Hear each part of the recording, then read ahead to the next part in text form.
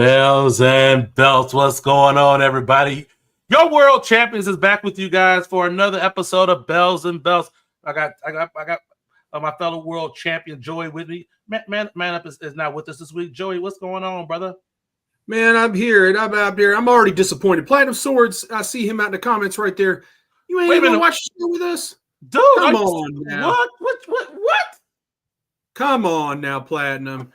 Come on. You got to stop whatever responsibility you got to have, because that can't be that important when Bells and Belts is on. I'm just saying, not 9 p.m. Eastern, 8 Central, man. I'm telling you, time should be reserved right there for Bells and Belts, man. I'm telling you, it's crazy. Old head, what's going on? What it do? Yeah, WWE sucks like the real belt collectors. Hey man, we're the undisputed Bells and Belts world champions, man, and we're here to bring the melodious tones to soothe your souls. And tonight we got that. I heard Christian Case said something like that. I think it was in the TNA. That always stuck with me. I think what it said. I think what it said. The melodious tones that tickles your eardrums. That's like the smoothest. That's like the smoothest line ever, man. I'm like, and that stuck with me. You must have said that like over 20 years ago. Easily. But yeah. Today we're jumping back into these top tens, Joey. It seems like we had a long layoff, bro. Yeah, we had a lot of stuff going on. Some collections to look at, some different shows. Of course, last week's very successful episode. So, we had some fun stuff to do, but we were never not going to come back to this. We were, and we're still going to get through it. Of course, we got some big things planned up for you'll hear about as the show goes along, too. Absolutely. So stay tuned for that good information as far as what we got planned coming up. Absolutely. WWE says, any thoughts on the new FanDuel belt they posted this week? I'm not tracking it. What kind of belt was it? I have no idea. I ain't seen no FanDuel. I don't care for FanDuel personally, but that's just me. Yeah, I don't have a FanDuel belt in my collection. If they have something there that I generally want, when you know where I'm going to get my belts made, right. Man. I'm going to big time belts with big time Muhammad Zubair. That's where I'm going. I'm just saying, and I mean, why would I pay that much for those plates on a plastic strap when I could pay less and get it on actual leather? I'm just saying. I'm just saying, and then customize it to things that I want to change about it. So yeah, I haven't really been interested in FanDuel. I mean, I ain't gonna lie. When they came out with like the Lux Big Gold and stuff like that, that caught my eye. But then I never was going to get it from them.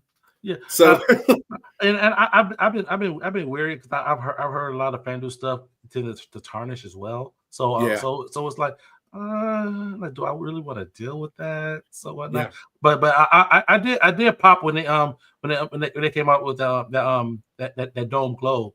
That was nice too. So they do have some good some products or whatnot. But I tend like you said, I tend like to go, and actually get like the real leather and real place and hit up the belt makers, man, because they be putting some fire out there, man. So yeah, absolutely, But jump back to this top 10, Joe. Yeah, we've been remiss in our countdowns over the last month and a half. We had a lot of stuff going on, whatnot, a lot of different shows, whatnot, debuts, beautiful belt unboxings. I mean, so we've had a lot of stuff going on, man. But we're gonna get back into our meat and potatoes, our core shows, our top 10s, and tonight we have 2004, Joey. Yeah, I'm excited about that, man. 2004 was an interesting year. And speaking of 2004, I decided we decided it's time to bring back a segment we used to do on some of these shows, and it's a special segment I like to call "When Something Is Over Like a Fart in Church."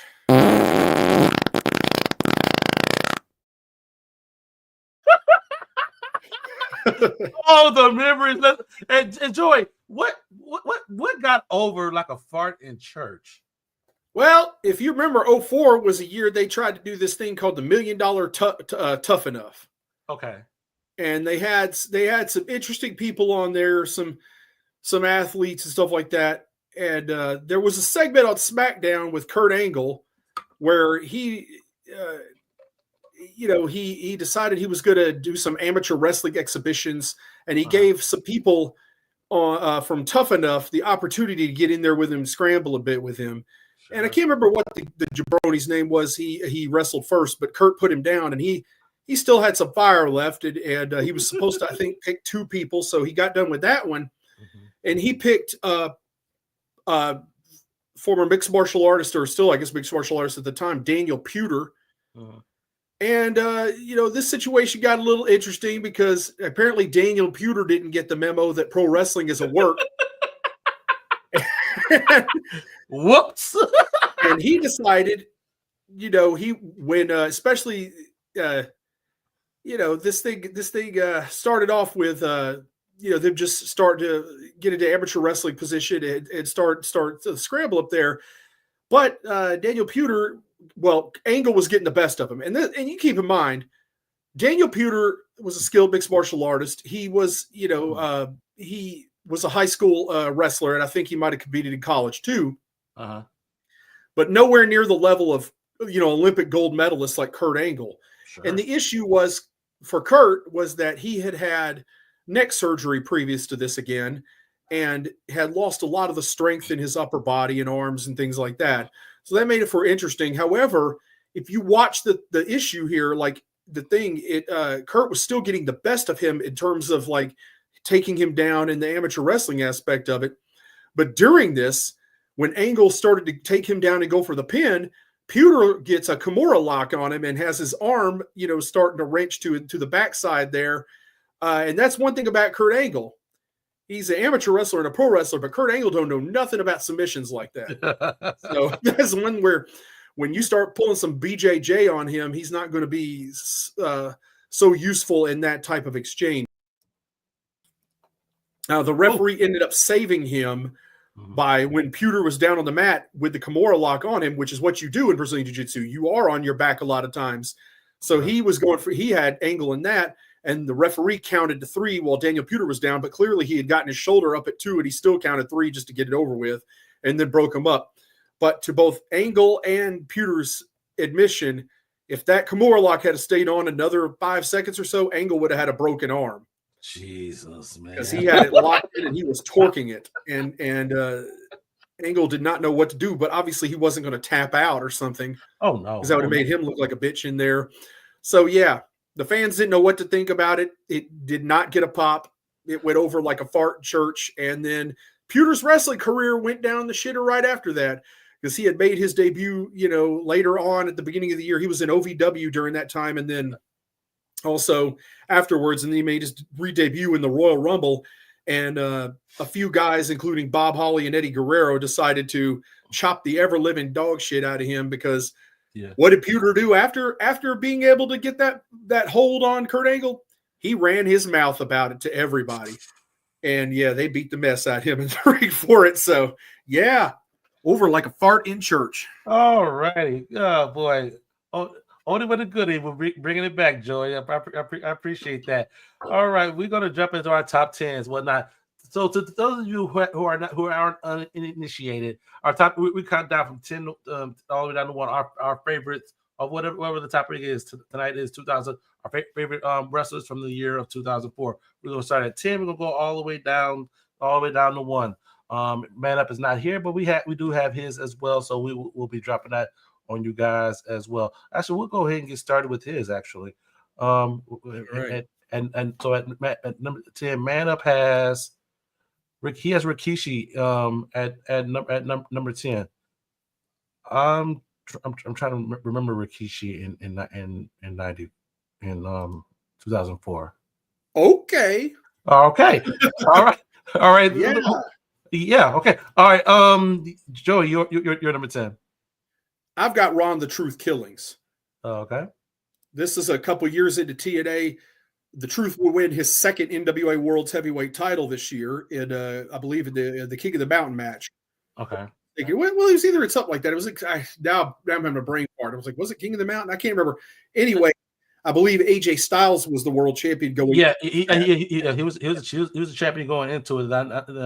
This was still during the weekly pay-per-views, if I'm not mistaken. Right before they went to Fox. Was it okay? I thought he won this on like on a standard like pay-per-view, but now Well, regardless, Yeah. yeah, this was the Truth's second NWA World Heavyweight title. I Mhm. definitely he was a babyface, of course. This time, first time he was a heel Mhm. when he won the belt early on in the early history of TNA in 2002. Mhm. But this one also was a short title reign, but still enjoying what he was doing, enjoying 3 Live Crew, all the stuff that Ron the Truth was doing even back then was amazing to me. Dude looks the same now as he did back then. Good Lord, this was literally 20 years ago, and dude looked the exact same now. He said in that Chris Van Vliet interview that he gets that a lot. However, the body does not feel that way. Time He's waits in for his no 50s now. Yeah, time waits for freaking no man. If you haven't got the memo, and number 10. I guess this guy wasn't TNA before. He didn't get a reaction. He came back, made a freaking impact and whatnot. And I'm talking about the alpha male, Monty Brown. Hailing from the Serengeti, he was built from, and he hit folks with the pounds.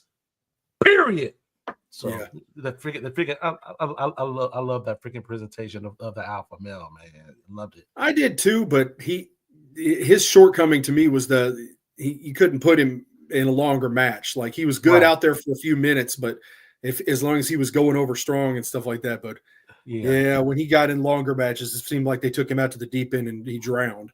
Like but I think that's where his career fell short in general in the long run. Definitely how he was utilized a lot of the time, the way they highlighted him, especially watching those smaller like X Division guys just get pounced and fly all the way across the damn ring. They used to bump for him, boy. They really did. I mean, they had no choice. Dude is a 260-pound linebacker. Shoot, freaking run up. Yeah, man. So you ain't gonna do nothing with Monty Brown. Okay. All right. Let's go to the comments. We got Generic Jobber, the 2004 IWGP champions, Bob Sapp, Hiroyoshi Tenzan, Kensuke Sasaki, and Shinsuke Nakamura. I'm tongue tied. The IWGP got the WWF hot potato treatment this year. Inokiism is about to make this rough for New Japan Pro Wrestling. Generic Jobber, we're doing multiples now. What are we doing here? What are we doing here? I wish I could have got into Bob Sapp, but god dang, dude was big and strong and he was a killer, but as a pro wrestler, you had to be real good to be in the ring with him because he wasn't going to do much. Jeez. All right. Moving on to number 9. And number 9 man up has Mark Henry. Mark Henry, 2004. I'm trying to recall. What did he even do at WrestleMania 20? Clearly he was in it because he's on this card right here, but I don't. I see the long dreads. I'm thinking it was some kind of. I don't know. I don't know. All right. All right, Jordan, you're number 9. All right, my number 9 is Rene Dupree. This guy right here, like I thought for sure they were going to figure it out with him, and he was going to be a much bigger star for them than how they ended up seeing him and utilizing him. I really thought Rene Dupree had all the tools it took and still do, to be honest. I think he is a tremendously underrated talent. I think the problem was you still had the old guard in there, and he didn't gel with that. He didn't gel with the Bob Hollies that and people like that didn't really want to do with him. But I mean, if you think about it, during this time, like he had a very prominent role in making John Cena. Like a lot of people don't pay attention to that, but this time period was also John Cena's come up on SmackDown, and Dupree was working, especially when he won the U.S. title. Dupree was caught heavily in a program with him, and did a lot to build him and stuff like that. Okay, but again, I think again the old guard did not appreciate him. He was very young, but just the overall look and his wrestling ability, Dupree to me was amazing. Like. I'm not even going into the whole Fifi and the character they had him doing, even though I think he did make the best of that. I think he did what he could with that situation. Yeah, what was the French tickler, some crap like that, man? Yeah. Yeah, who was that? Somebody named it that. I can't remember if it was Taz or who named it that he did that little dance, but he talked about it on one of these interviews where he I think he did it one time and he stole it from somebody else, but then when he did it, somebody in the back when he got back there was like, it may have been Vince, told him, do that every time.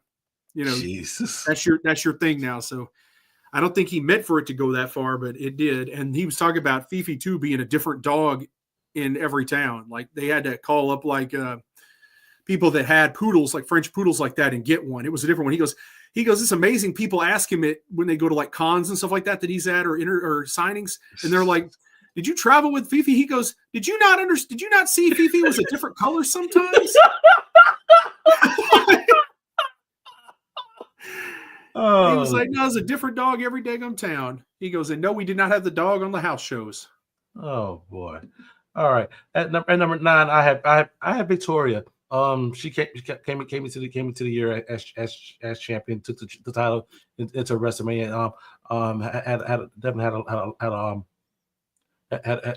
a run with the belt. I got her at number 9 as well. Is this when she was working with Stevie Richards?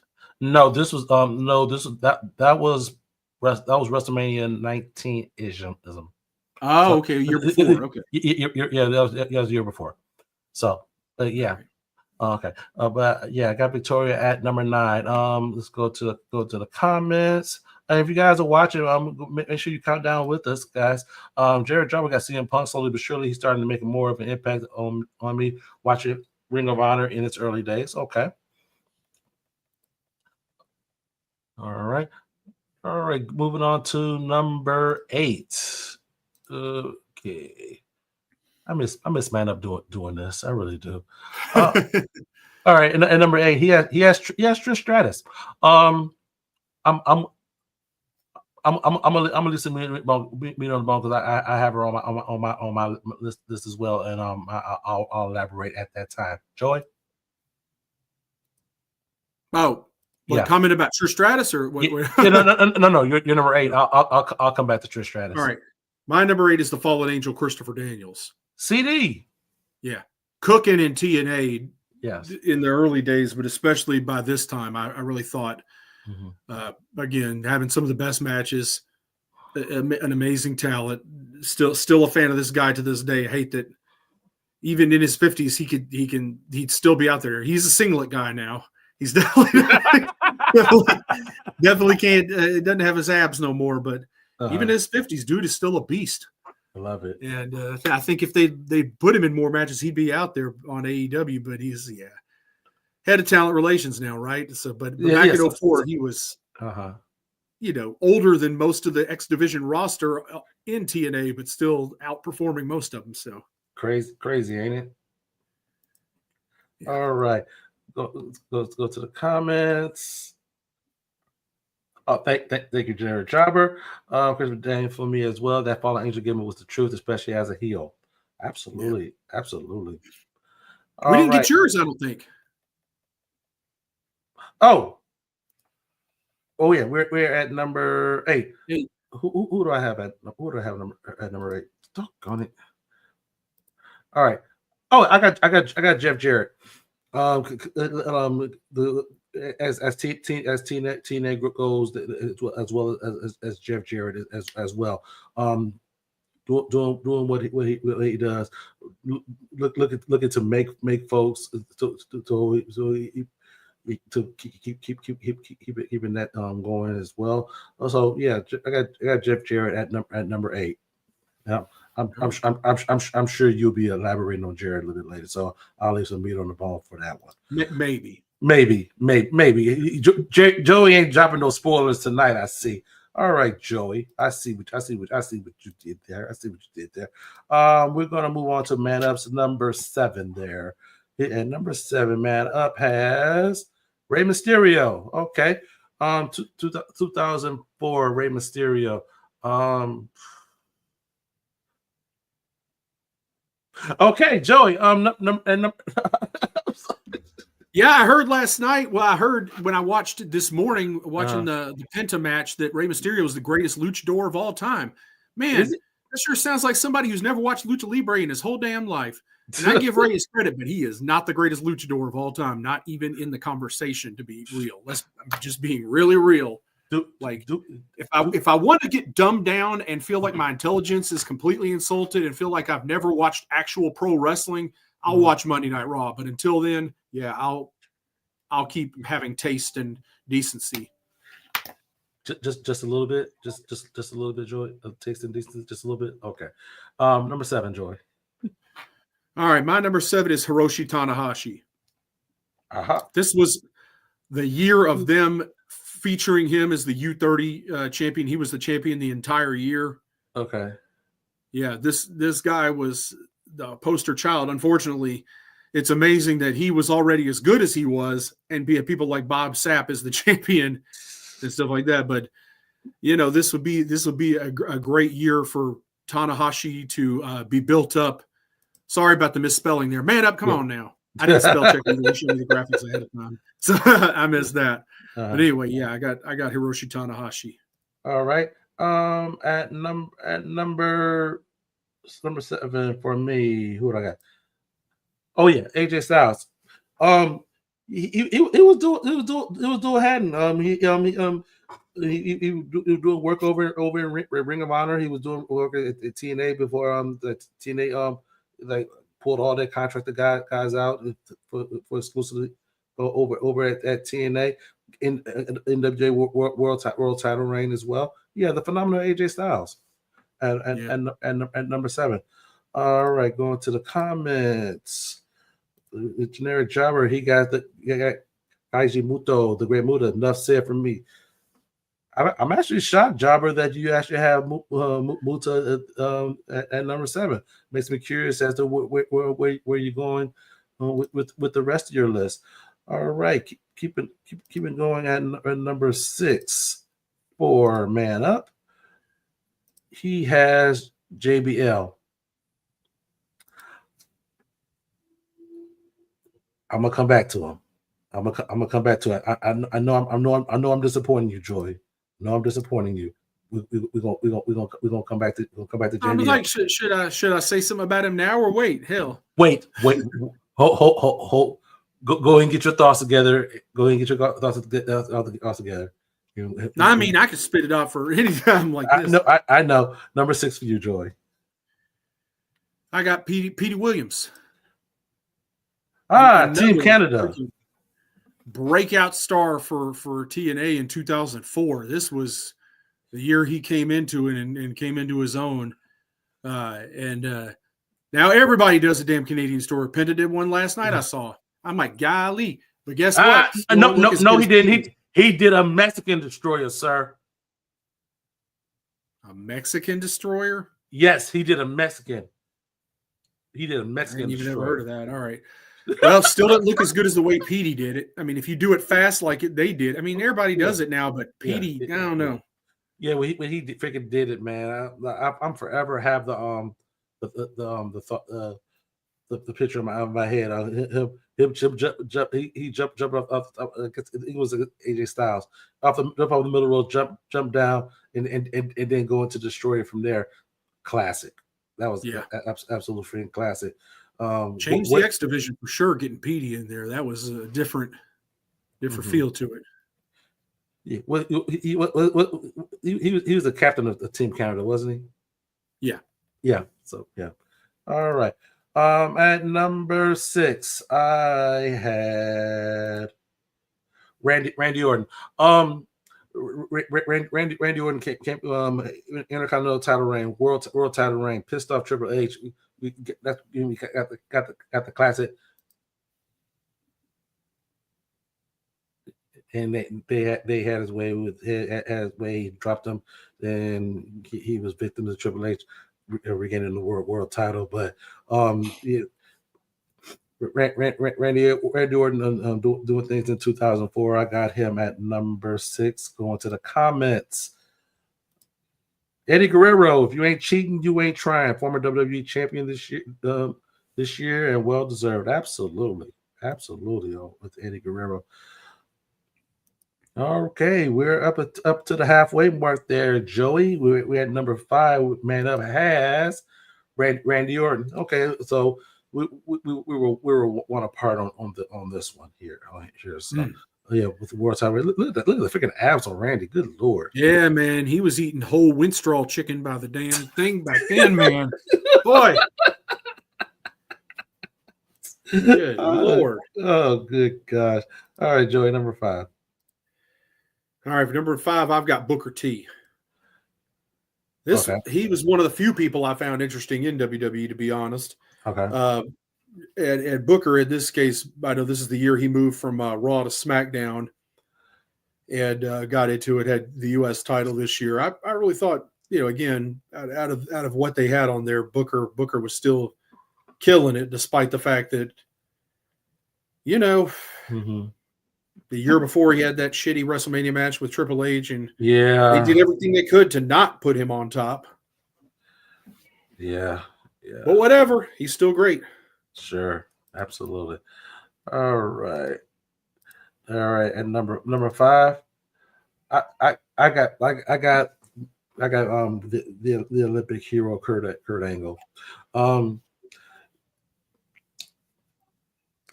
I had a freaking brain fart, dear gosh. On top of the freaking mishap with freaking computer, he feuded with Eddie Guerrero throughout the majority of the year, even while in a general manager role, still that feud still continuing, and whatnot. But yeah, I got Kurt Angle at number 5.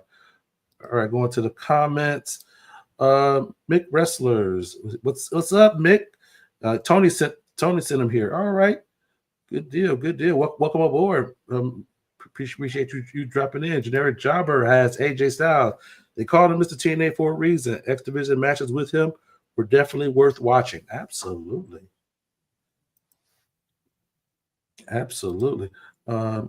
Tantalizing Tony. He sent me here to his channel. I am new. All right. Oh, Tantalizing Tony. Okay. Good deal. Who's Tantalizing Tony? Am I having a brain fart? I think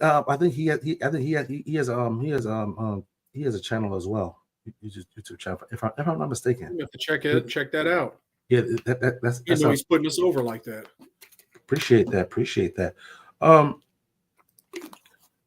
Keeping the party going. We're at number 4. Dang.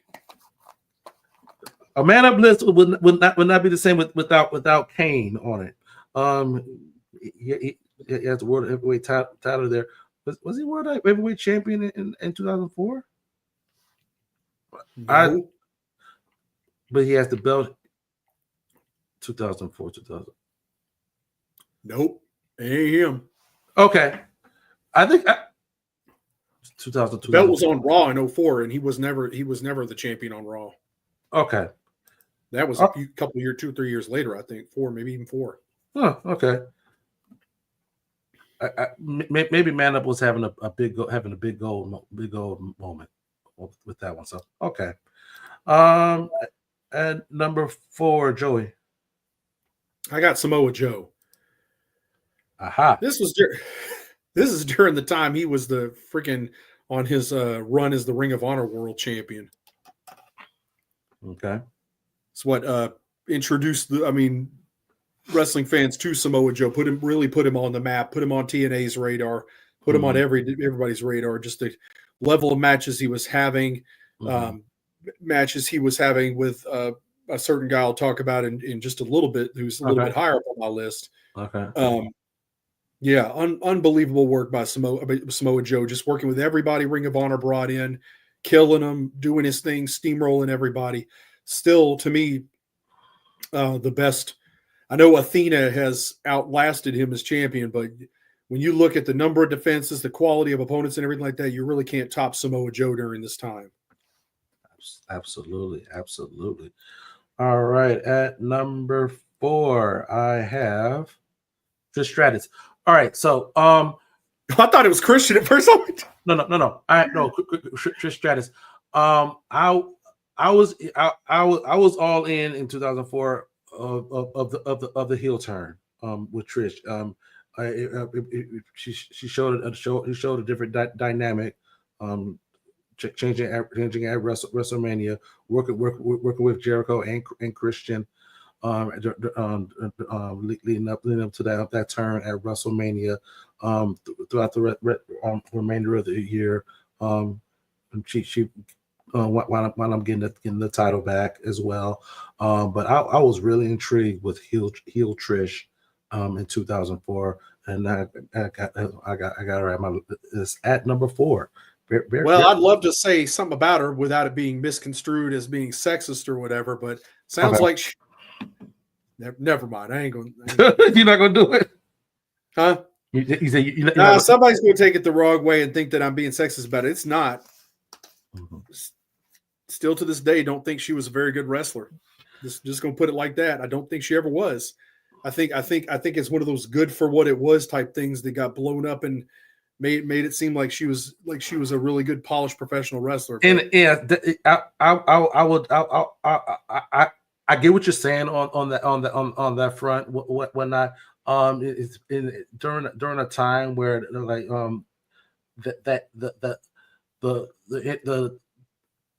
the attention and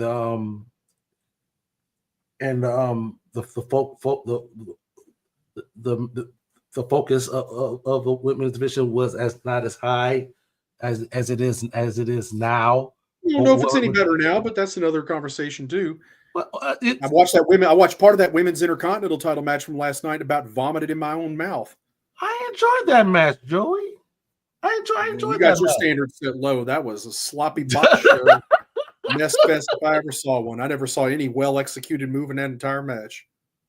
Oh, Joey. I went into it not knowing these women because I don't watch it. Yeah. And I was like, oh, let's check it out. Let me see what it looked like. And I was like, wow.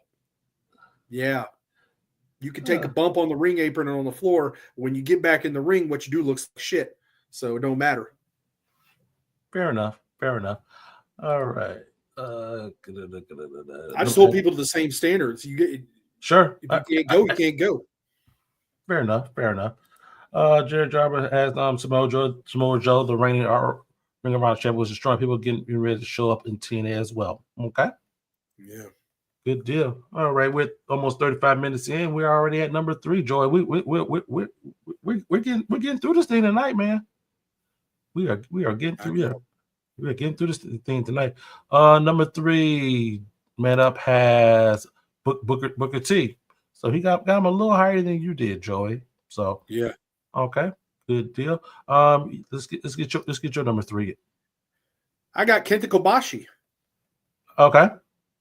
Global Honor Crown champion during this, heavyweight champion during this time, made trips to Ring of Honor as well. This guy, man, this is a guy right here that I thought was just one of the best professional wrestlers going at the time, and deservingly so. If this is a guy you're not familiar with and you haven't seen his work, you are really missing something. And as you can see, they're working in front of this huge crowds and everything. I mean, now you see obviously where Ring of Honor got a lot of their influence for the streamers and things that they did there was influenced by Pro Wrestling Noah. And at the time that was, this is a time period where Ring of Honor was working with Noah and exchanging talent. And first time getting to see Kenta Kobashi in America, I was just mesmerized. Mm-hmm. By his ability and everything like that, and how he wasn't killing people completely. I'm a great appreciator of him. I think we're going to talk about him next when we talk about 2005.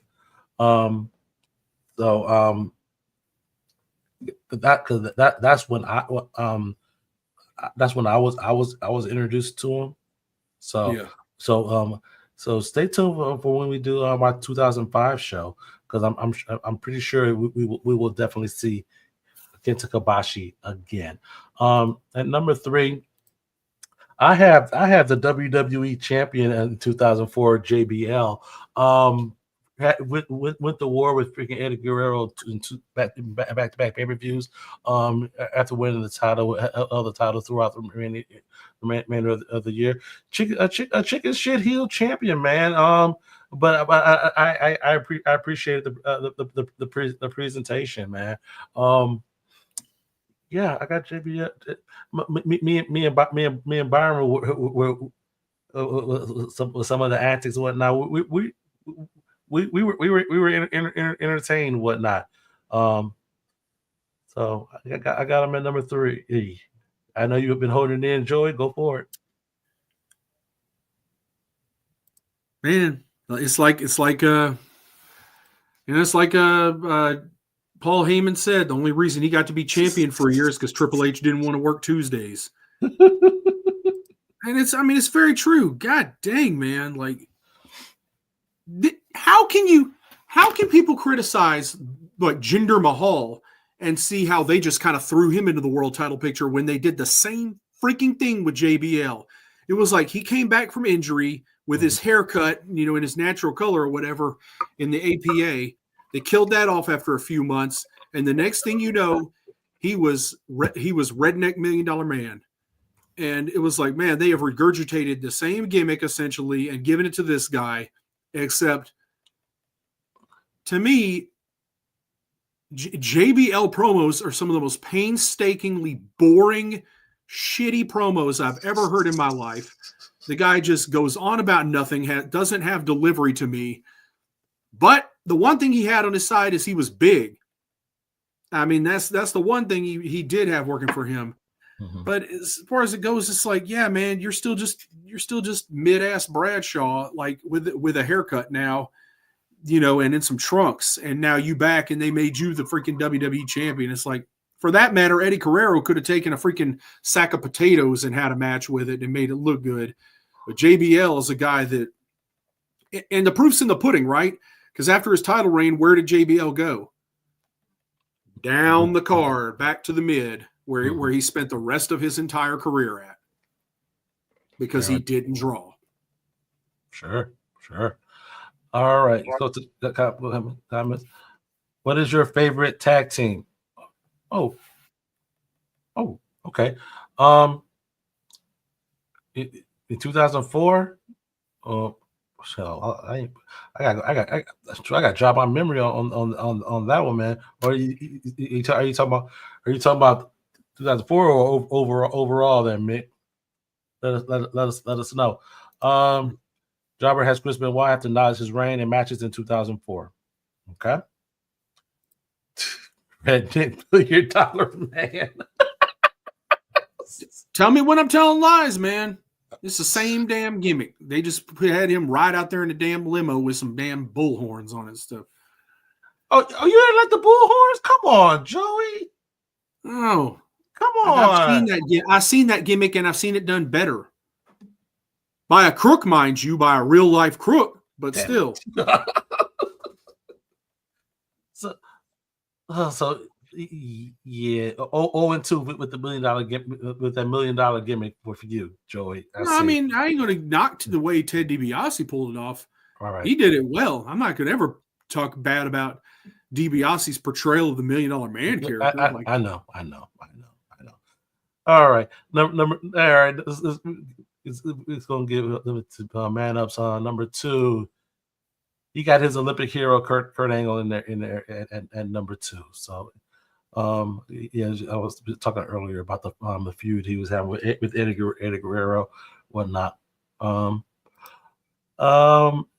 the two of them, which one do you think saw more growth hormone at the time? Probably Eddie, since Eddie made his heart in. Never mind. I was ready to flip a coin, man. I was going to ask you to call him. It was Eddie Guerrero for sure, because we all know what happened with him, and I hate to be heartless like that, but damn. Yeah, it's crazy, man. Number 2, Joy. All right. My number 2 is AJ Styles. Yes.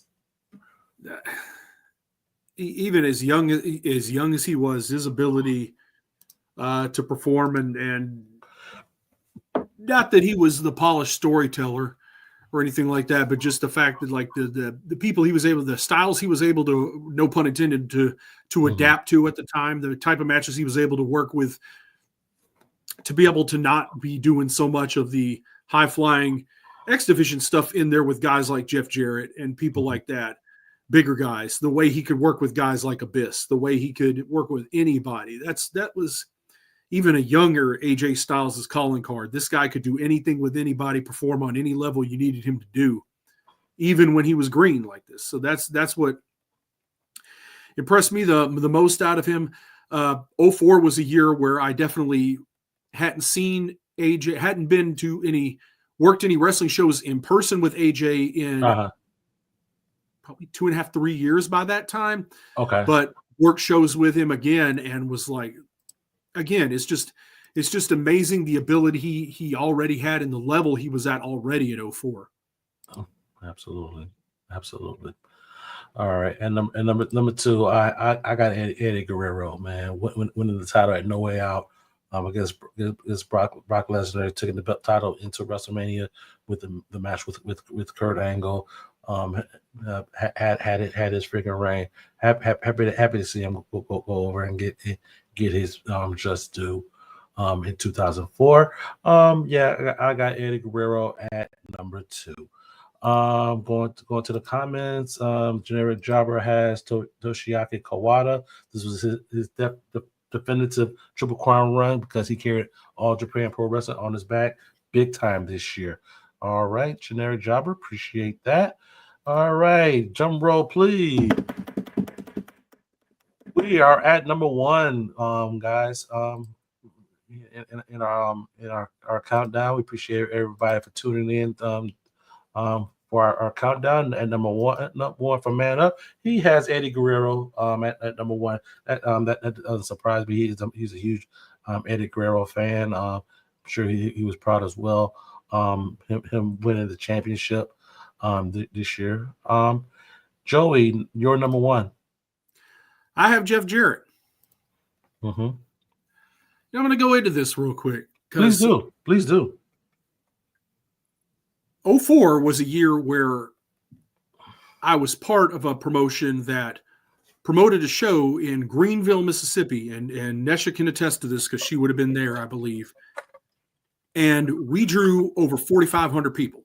Nice. In the Washington County Convention Center with Jeff Jarrett in the main event at the top of the card as the NWA World's Heavyweight Champion. So I heard what's his name? Mike Graham say that Jeff Jarrett broke 1,000 guitars and never drew a dime. Well, I could tell you he drew a lot of money on that show. As far as what indie shows do you know in 2004 that drew 4,500 people? I mean, I can give you a list of names of other people that were at the show. Scott Storm, Tony Presley that's been on the show was there. He and I both reminisce about that because that was the biggest freaking independent wrestling crowd I've ever been in front of. And I've been in front of some other ones I've been ones with Jerry Lawler that were 2,500, stuff like that and stuff like that were pretty big. But you're talking about in a town that only had 48,000 people in the whole town. Nice. Drew 4,500 people to a show. But Jeff was incredible. This was a year where I worked multiple shows with him and got to just be in that locker room with him and kind of listen to him lay out a match, listen to him talk about how things go. And the way he would explain things to me, even like when you're doing commentary, think about these things, stuff like that. He would put it over to me is definitely helped me see his perspective on professional wrestling. And it's eye-opening again, how Jeff saw professional wrestling, how he understood it. You know, it's on a different level by that time, already having 16, 17 years in the pro wrestling business as a wrestler, and to be on top as the NWA World Heavyweight Champion. He gets a lot of flack and people talking about how, maybe he shouldn't have been the top guy in TNA or he was booking himself. But if you work with Jeff, if you ever see him like that, you know why that he deserved to be a top guy, and he had the mentality, the knowledge, the understanding of how pro wrestling should be presented to understand why he was the world heavyweight champion at the time and a top guy. There was never any doubt. So yeah, personally at a show where Jeff Jarrett was responsible. And granted, we probably the year before this was an annual show we did. This is our biggest show of the year. I want to say it was in either February or March every year. And it was a big March Dimes show where we promoted like on the March Dimes like phone thing. So I was on those before too, where you have to answer the phones for the March Dimes and stuff like that during that time. And it was like our annual kind of big show every year. I think the year before it drew like 1,500 people, but you can see there's a clear difference when we brought Jeff in the following year, and that freaking building was absolutely jam-packed. I wish you could see the size of this building and understand how 4,500 people looked in this building. Nice. This is a convention center in a town. I wish not an arena. Yeah, I wish you had pictures from this event that you could possibly post or whatnot. We're talking that was back in the MySpace era, and that MySpace is I never. Yeah, there was. If anybody would have it, it'd probably be Tony Presley would have stuff like that since he owns the company and everything from it. So yeah, that was a match where he was the NWA World Heavyweight Champion, and we had Ricky Murdoch was the NWA National Heavyweight Champion. So it was it was the national champion versus the world champion for the world heavyweight title, and we also frequently used Kevin Northcutt, who was red shirt security in TNA at the same time, and was one half at that time of the NWA World Tag Team Champions with Joe Legend as a red shirt security. So that time period at that show was when Kevin was one of the World Tag Team Champions. He was also one half of the NWA Southern Tag Team Champions with John Saxon, which he defended those belts that night at that show. He and John did. And then he came back out there later and was figured into that main event where they did a typical schmoz where, Murdoch had hit his finish and pinned Jeff, but the referee was out of position. And right after the 3 count, Northcutt had come out of nowhere and put Jeff's foot over the bottom rope. And so you had Ricky Murdoch on the top rope with the world heavyweight title belt, music playing, fans going nuts and stuff like that. And in the background, Northcutt and Jarrett are arguing with the referee. The match gets restarted. Northcutt has the referee. Jeff kiboshes him with the belt and then gets the pin. Oh, classic. The crowd was pissed. They were hot, of course, because they got, but come to find out, Jeff had been down in AAA like a couple weeks before and run the exact same match with Latin Lover or somebody. So, I mean, it's a big difference being in Mexico City versus being in the United States. So nobody knew it, but he told us that after the match. He goes, I did this exact same match with Latin Lover in Mexico 2 weeks ago. Well, I wouldn't have known that.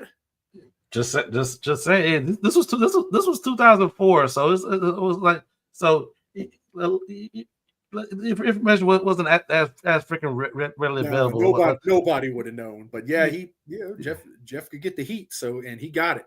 Absolutely. All right, number one. I'm one freaking match, and it wasn't even freaking long, but I will always stay true to my guy. I really will towards the and pay tribute to an awesome freaking career. Of course, it's the Macho Man Randy Savage. I know. The TNA run was freaking cringeworthy because it was. Oh gosh, he's out there in a shirt and stuff. He is, dude. And you can tell, he the beard got freaking dyed and everything else, man. I'm not gonna lie though, when he first appeared on there, and I don't remember if it was like a save he was doing with Jeff Hardy and whoever it was. I was hyped for it too. I was like, damn, Macho Man's in TNA, like off now, like we doing something else. Exactly. He came back. They came back with like a month later. Whenever he came out toward the end of the match, bumped everybody. Then they went into the freaking finish. I'm like, I think literally, you know why we didn't get Macho Man versus Jeff for the title or something like that. Then that's what we would have really rather had. It was like him in the world title match or something like that. That would have been big. But we didn't get that. Yeah, yeah. So, but yeah, I have to say true to Macho Man, even Was it? It though, was him and Jeff Hardy and AJ versus yeah, the Kings of Wrestling, which was Jeff Hall and Nash. Nash, it was. Yeah, So, but it's like,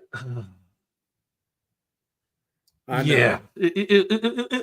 I yeah, Macho Man's my dude, but that TNA thing, man, I was like, okay, yeah, And then apparently like he and Hogan would not be in the same building at the time, so it cut off because there were supposed to be opportunities earlier in TNA, but Macho Man apparently had thought that the rumor was he had thought that Hogan was going to be involved in TNA early on before Hogan got rehired by WWE, uh, and then or even after that, I can't remember when it was, but he yeah. but he wasn't going to do it with him, and then he came in for this, and it's like, I mean, we don't realize how old Randy was. What, 50 or so at the time? Like, Exactly. So, all right, go into the comments one last time. Kenta Evan Kobashi, his 2-year reign as GHC champion begins, and he delivered the goods in Pro Wrestling Noah this year. Just further elaborate what you were saying, Joey. About no doubt. Pro Wrestling Noah was great. I mean, still is great. Don't get me wrong. I still Mhm. try to catch without having, really paying for their streaming service or anything like that. I Sure. try to catch all the Noah I can because I still like the company and things I've seen. And now they've been doing crossover stuff. And you now know they what? got Omos. Yeah. Dude, Omos is huge. Dude's one half of the tag team champions, man. I mean, come on. Yeah, WWE couldn't figure out what to do with him. Hell, no one like, oh, bring him on. We got something for the big man. Yeah, he got it. He got in a faction over there now. Got him a belt. It's like, well, maybe this will be. I mean, listen. One thing he's going to learn is he's going to learn more about how to work over there because he's going to get hit over there. It ain't like there ain't gonna be no sugarcoating it. He's gonna bump and he's gonna get hit over there. But they're treating him like a giant. They're making him. Japan's always been into those big giants and stuff like that. They always drew money over there. So maybe they're thinking they can get a hell of a run and have him draw some money for them over there or something. Figure out how to get him over. And I mean, for them to bring him in the door, make him a Global Honored Crown Tag Team Champion right off the bat. Who knows how long they've agreed to let him stay over there for. But again, if you're gonna this is a really smart thing if you want to get these guys, time in the ring, some exposure with different talents, stuff like that, to learn how to wrestle. This is what you need to do. Send these guys over there to work. Yeah, exactly. Stuff. Yeah, it's like getting out the comfort zone. Getting out the comfort zone and getting out, look at different styles, look at different presentations. Yeah. So yeah, I mean, you have different tradition. The Japanese send their talents on excursions to get experience and stuff like that, and it pays off for them. And I'll tell you what, like I experienced that. That's what I'm saying. Yeah, that's the best spot he could have possibly been in. And if it don't work out with WWE, maybe he's got a career. He probably will have a career in Japan. It'd probably be really good for him if he. Obviously, he's still with WWE. He's just he's on excursion, essentially getting experience, and hopefully he learns something and they can bring him back and use him. But yeah, I got to see that firsthand when I worked a lot of shows with Dangerous Doug Gilbert, who frequently worked in Japan all the time. He had a young Japanese man that was living with him at one point on excursion in America, working the American independents, coming around. Barely spoke any English, but we had him on a lot of indie shows in the Deep South and stuff like that. People thought he was like Kahagas, where he's like a fake Japanese. He's of Japanese ethnicity, but he's not Japanese. Because if you ever heard Kahagas talk, it's like that's a wrap. His gimmick is killed right there because he's a redneck from like the Florida Panhandle. It's like, great. Listen, this guy was the NWA World Heavyweight Champion, and when I came into business, he had got the shit slapped out of him because I saw him on an interview talking. He's like dipping his mouth, like, "Yeah, man," like, and I'm like, "Dude, the worst thing you could have done for your career is open your mouth." Yeah.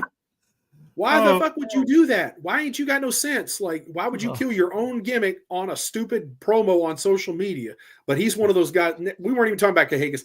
This is one of those guys that likes to argue with fans in the comments of Facebook posts anyway. So I don't really think that much of him. But apparently, it's because one time he made a post about bringing in the Nasty Boys and calling them legends. I was like, legends? We just calling everybody legends now? and he took offense to it. I was like, bro, I was just ribbing. I was just pulling a little bit there. But damn, man, you took it personally. Oh, you got butthurt by it. I'm like, all right, man, whatever. You get all hurt by it, but I was just playing anyway. I was just messing with you a little bit. 2 words. Bob Sapp, Omos can be bigger than him if he pays attention. Omos is already a better worker than Bob Sapp was as a pro wrestler. Don't get me wrong. And again, Bob Sapp in a fight, like in mixed martial arts, like kickboxing or whatever, he could damage some folks because dude hit like a freaking Mack truck. But as a pro wrestler, that was not the time of Inoki anymore where people were getting stretched and it was, more legit style wrestling. I mean, he was a tough guy and everything, but he just, man, boy, exactly. It was rough in New Japan.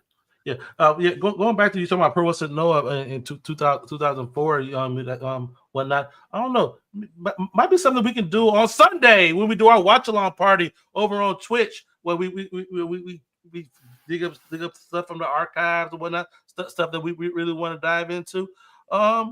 Maybe we can find some Kobashi matches from 2004 and dive into that, because hell, I didn't freaking know.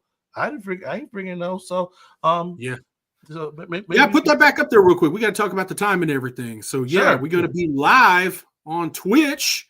Absolutely, Sunday, January 19th at 11 a.m. Eastern, 10 Central, 9 Mountain, freaking 8 Pacific, freaking 12 o'clock p.m. freaking Atlantic.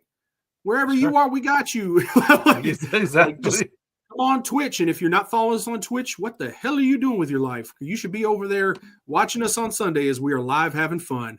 Absolutely. You got a point, Jobber, but damn, man. Him as the IWGP heavyweight champion, I'm just like, whatever. Sure.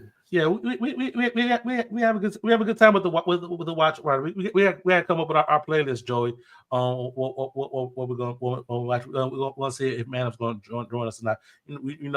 Manup work 84 hours a week, so we see if we can pull him for the watch along, whatnot.